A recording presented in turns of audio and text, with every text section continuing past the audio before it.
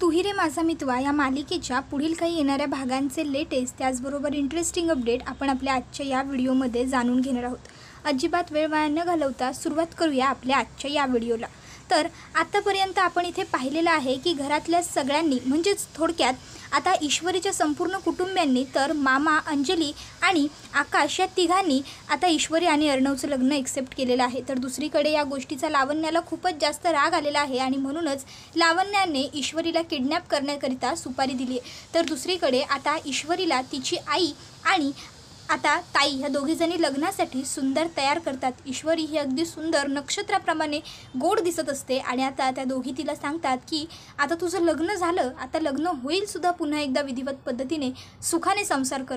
ईश्वरीला मात्र आता या सर्व गोष्टींचं दडपण आलेलं असतं, टेन्शन आलेलं असतं, कारण आत्तापर्यंत अर्णव हा तिचा बॉस होता आणि यापुढे तो तिचा आता नवरा असणार आहे आणि ते सुद्धा एकदम अनपेक्षितपणे घडलेलं हे सगळं आहे। आता तिला तिची आई सांगत असते की मला मान्य आहे तुला थोडंसं दडपण आलं या सर्व गोष्टींचं, पण काळजी करू नकोस।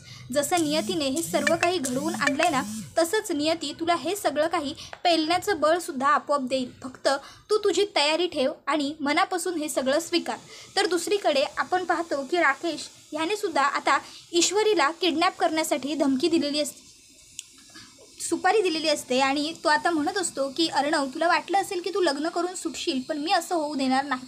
तर दुसरीकडे आता अंजली ताई जी आहे तिला एका वेगळ्याच गोष्टीचं टेन्शन आलेलं असतं आणि ते म्हणजे की ईश्वरी आणि अर्णवची पत्रिका ज्यावेळेस धर्माधिकारी गुरुजींनी बघितलेली असते त्यावेळेस त्यांनी सांगितलेलं असतं की या मुलीची आणि अर्णवची पत्रिका जुळत नाही, अर्थात ती ईश्वरीची पत्रिका नसते तर ती लावण्याची पत्रिका असते, कारण वल्लरी मामीने लावण्याचं नाव ईश्वरीच्या पत्रिकेवर आणि ईश्वरीचं नाव लावण्याच्या पत्रिकेवरती असं करून घेतलेलं असतं।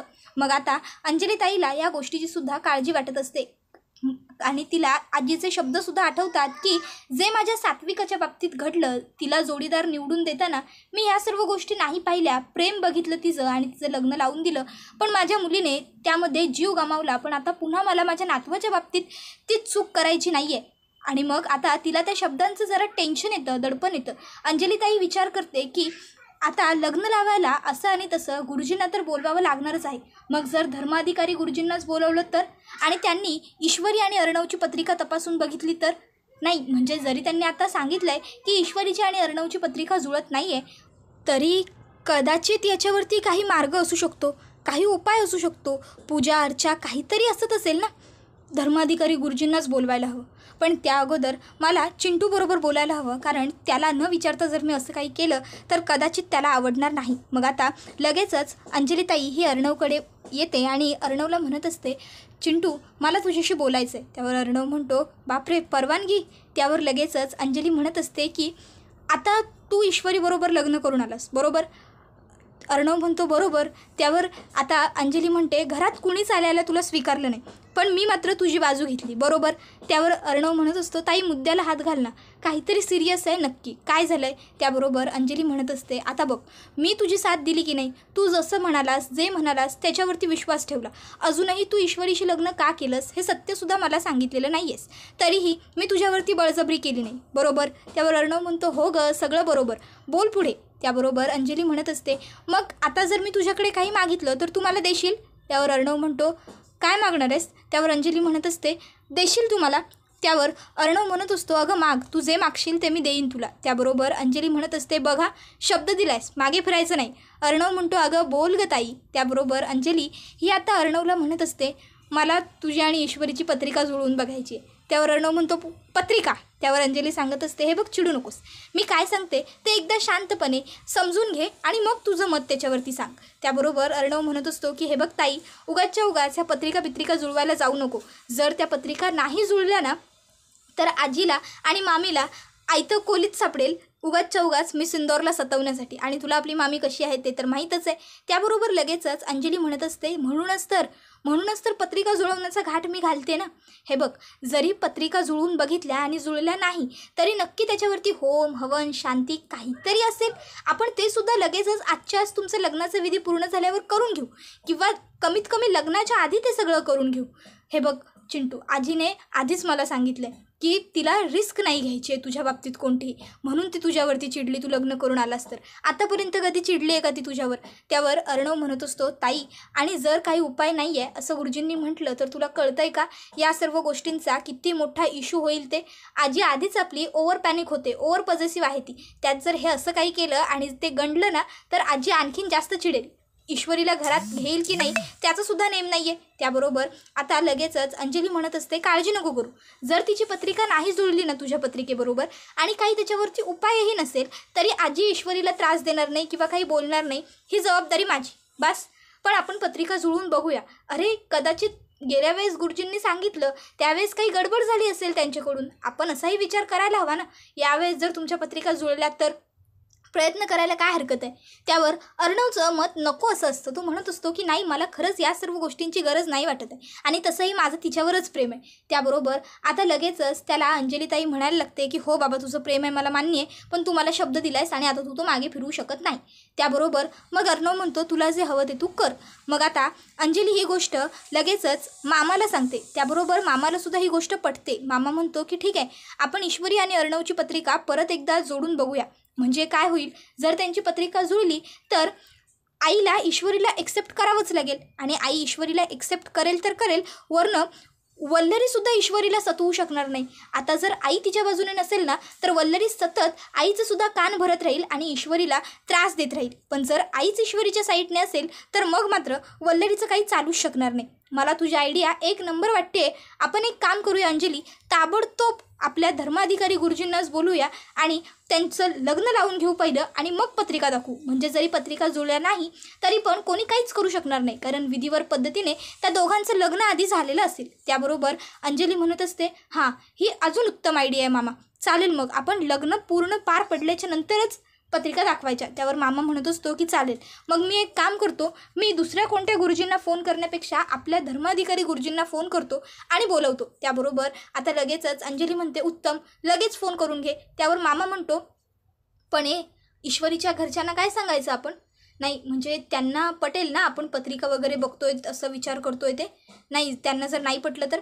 अंजली म्हणते, ते सगळं मी बघते, तोपर्यंत तू जरा मामी काय करते ते बघ ना. मामीने जर ऐकलं तर बरं होईल रे. अरे अर्णव, तुला माहिती आहे ना मामीवर त्याचा जीव आहे. त्याबरोबर मग लगेचच आता मामा पुन्हा एकदा वल्लरी मामीकडे येतो आणि तिला समजावून सांगत असतो की हे बघ, आकाशने तुझ्यावर जितकं प्रेम केलं आहे तितकंच अर्णवने सुद्धा केलं आहे. तो मामी म्हणतो तुला, पण कायम त्याने तुला व्यवस्थित सांभाळले, कायम त्याने तुझी मर्जी राखली आहे. तू सांगितलेल्या प्रत्येक गोष्टीसाठी त्याने तयारी दर्शवली. तू चुकीचं बोलत असशील तरीसुद्धा त्याने कधी कधी तुझी साथ दिली आहे. लहानपणापासून तू जे बोलशील ते केलं आहे. तू एखादी त्याची वस्तू जरी आकाशला देऊन टाकायला सांगितलीस तरीसुद्धा त्याने कधीच तुला नाही म्हटलेलं नाही आहे. तू त्याची महागडी गाडी जी त्याने आवडीने पहिली घेतली होती तीसुद्धा आकाशला द्यायला सांगितलीस तरी त्याने देऊन टाकली. बघ, विचार कर, चल. पण वल्लरी मामी सांगते, मला यायचं नाही आहे, मी येणार नाही. त्याबरोबर आता इथे अंजली ही बाहेर येते आणि आता ईश्वरीच्या घरच्यांना सांगत असते, म्हणजे बघा, तुम्ही सगळेजण चुकीचा गैरसमज करून घेऊ नका, पण आपण ईश्वरी आणि चिंटू म्हणजे अर्णव या दोघांच्याही पत्रिका जुळवून बघूयात का? त्याबरोबर लगेचच सुप्रिया म्हणत असते, आणि जर पत्रिका नाही जुळल्या तर? नाही, म्हणजे पत्रिका जुळवतातच आपल्यामध्ये लग्न करण्याच्या अगोदर, पण ते लग्नाच्या आधी करतात. या दोघांचं लग्न आधीच झालेलं आहे. जर पत्रिका पुढे जाऊन नाही जुळल्यात तर काय होईल? त्यावर अंजली म्हणते की हे बघा, हे सगळं फक्त आपण एक सहज करून बघायचं आहे, याच्यामध्ये तुम्ही कोणी टेन्शन घेऊ नका. त्याबरोबर आता लगेचच सुप्रिया म्हणते, ठीक आहे. तर ईश्वरीला मात्र ह्या गोष्टीचं जरा टेन्शन आलेलं असतं. त्याबरोबर आता अंजली ही गोष्ट नोटीस करते. अंजली ईश्वरीला समजावून सांगते की हे बघ, काळजी करू नकोस, पत्रिका जुळली काय नाही जुळली काय आपल्याला तिच्याशी काही घेणं देणं नाही आहे. तुमचं लग्न झालेलं आहे आणि तुमचं लग्न पार पडून गेल्याच्या नंतरच आम्ही परत तुमच्या पत्रिका तपासणार आहोत.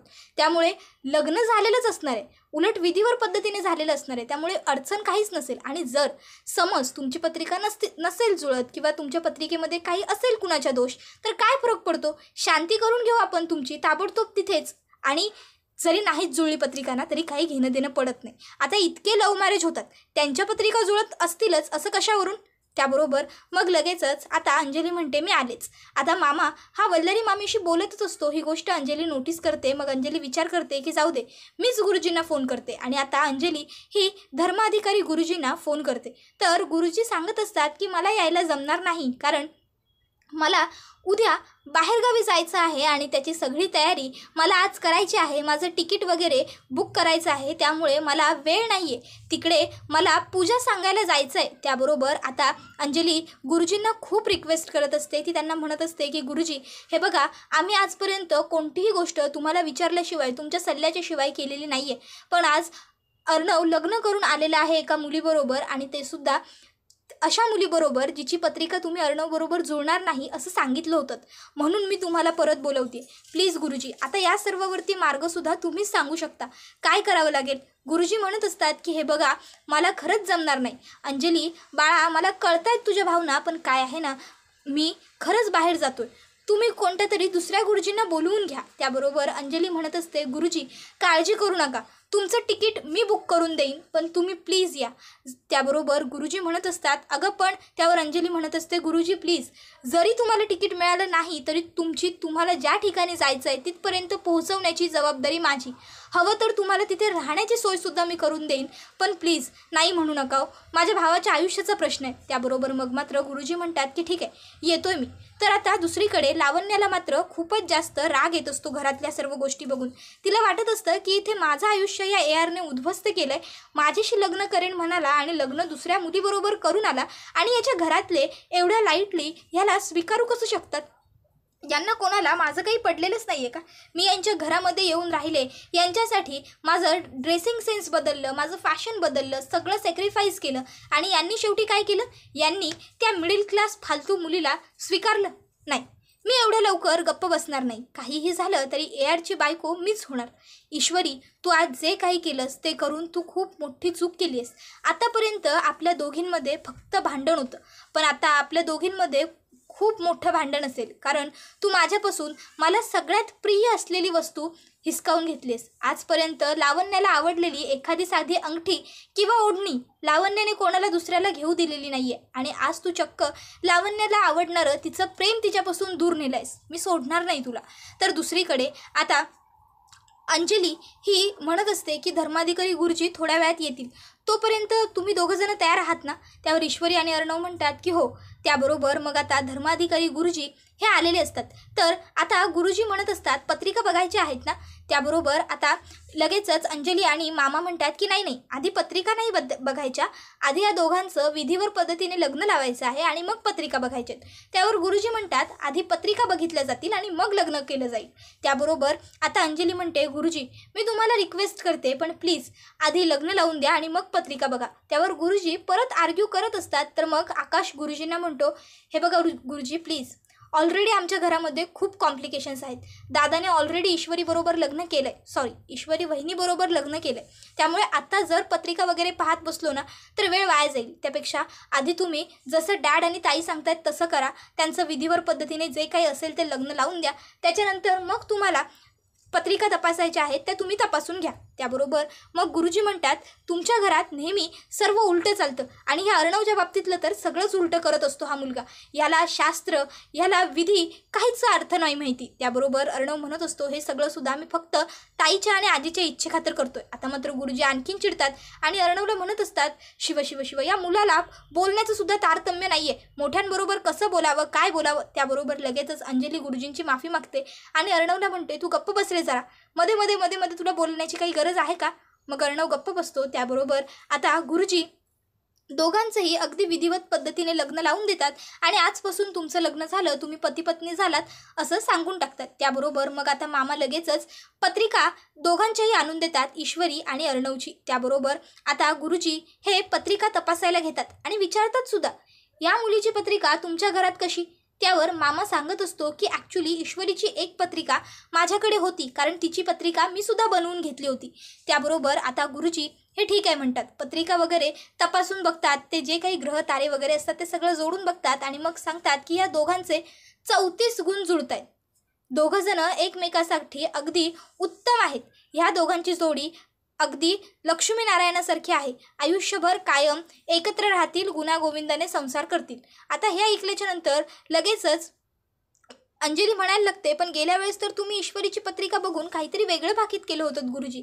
त्यावर गुरुजी सांगतात की नक्की त्या पत्रिकेत काहीतरी गडबड होती किंवा या पत्रिकेत तरी आहे. त्यावर मामा आणि अंजली सांगतात की नाही, या पत्रिकेत गडबड असणं शक्यच नाही आहे, कारण ही पत्रिका आम्ही स्वतः बनवून घेतलेली आहे आणि आम्हाला खात्री आहे याच्यात काहीही चूक नाही आहे. त्याबरोबर मग मात्र गुरुजी सांगतात, जर तसं असेल तर मग या दोघांची पत्रिका ही अगदी उत्तम जुळते.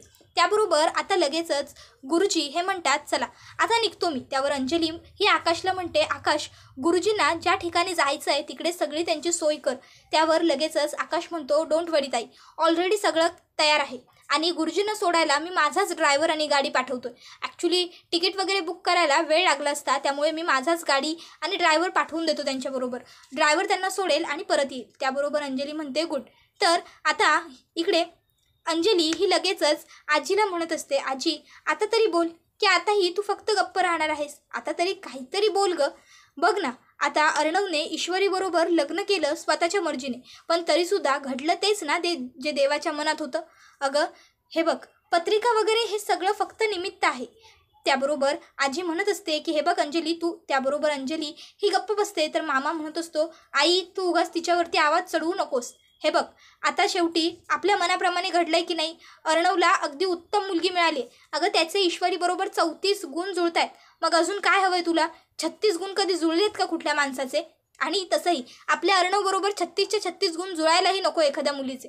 त्याबरोबर अर्णव आता मामाकडे बघायला लागतो. तर मामा म्हणतो, अरे असं काय बघतोस बाबा, तुझा राग तुझा इगो त्या मुलीमध्ये यायला नकोच. तुला सहन करायचं म्हणजे शांत, समंजस, समजूतदार मुलगी हवी ईश्वरीसारखी. ते तुमचे 2 गुण वेगवेगळे असलेलेच परवडले. त्याबरोबर आता ईश्वरी अर्णवकडे बघते आणि मामांकडे बघते. तर मामा म्हणतात, बरोबर बोलतोय ना ग मी. त्यावर मग मात्र ईश्वरी काही बोलत नाही. तर अर्णव म्हणतो, मामा माझा मामा आहेस. त्याबरोबर आता लगेचच आजी ईश्वरीला त्यांच्या ज्या पिढीजात बांगड्या असतात त्या देते आणि तिचा सून म्हणून स्वीकार करते आणि सांगत असते की माझं माझ्या नातवावरती जीवापाड प्रेम आहे, त्याला व्यवस्थित सांभाळ, जप त्याला, त्याची काळजी घे. त्याबरोबर आता लगेचच अंजलीताई म्हणत असते की ईश्वरीला या सर्व गोष्टी सांगण्याची काही गरजच नाही आहे. ईश्वरी ओळख नसलेल्या माणसांची सुद्धा एवढी काळजी करते, मग स्वतःच्या नवऱ्याची करणार नाही का? काय ग ईश्वरी? त्यावर मात्र आता इशू काहीच रिॲक्ट होत नाही. त्याबरोबर लगेचच अंजली म्हणत असते, आणि तू सुधारे, तू पण जरा कमी भांडत जा आता तिच्याशी आणि तू पण काळजी वगैरे कर तिची. त्यावर लगेचच मामा म्हणतो, नाही हो बरोबर आहे, नाहीतर आई आपली त्या बिचाऱ्या ईश्वरीला सांगते म्हणून तू तुझी मनमर्जी करशील की नाही मला हवं मी तेच करणार. तर तसं करू नको. आता लग्न झालंय, लग्न झाल्यासारखा वाग. आता मोस्ट इलिजिबल बॅचलर तो टॅग निघालाय, कळतंय ना? त्याबरोबर मग मात्र अर्णव फक्त मान हलवून होकार दर्शवतो. त्याबरोबर म्हणत असतो की बापरे किती इन्स्ट्रक्शन देताय तुम्ही, लग्न केलंय की शाळेत परीक्षेला जातोय? त्यावर मग मात्र आता लगेचच सगळेजण म्हणतात, झालं नको रे जोक क्रिएट करूस, जरा तरी सिरियस हो.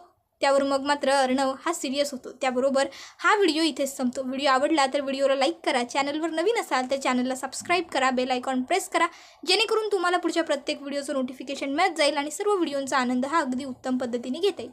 चला मग मित्रांनो, आजच्यापर्यंत इथेच थांबू. पुढचा व्हिडिओ येईपर्यंत धन्यवाद.